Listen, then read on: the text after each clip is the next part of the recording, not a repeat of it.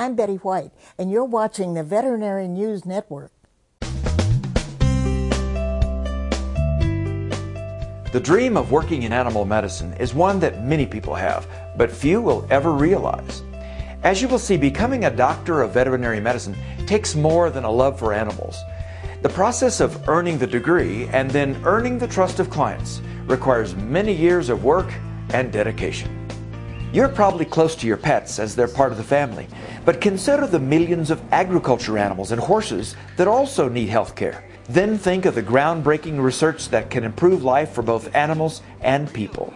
Now you're realizing how diverse a degree in veterinary medicine really is. Becoming a veterinarian is full of challenges, expense, and sacrifice.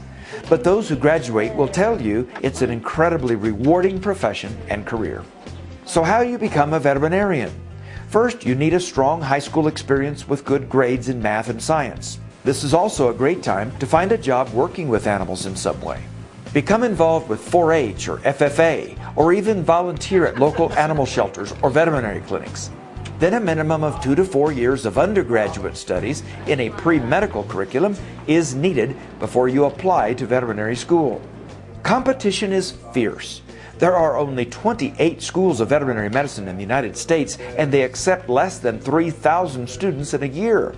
This means excellent grades and good animal experience are needed. Once accepted into professional school, a new student will find their days filled with lectures on physiology, anatomy, microbiology, and so much more. Whether in large lectures or small labs, veterinary students spend their days absorbing a dizzying amount of science and basic medicine.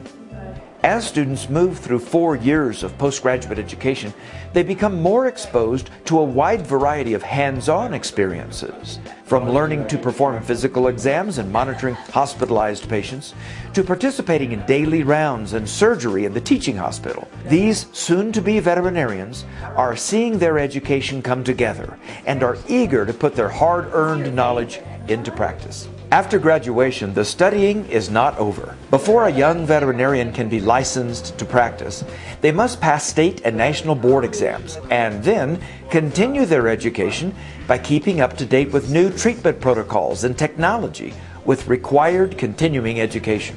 All of this is done to make sure veterinarians will provide the best diagnostics and treatments of animals and at the same time stand on the front lines of our community's public health.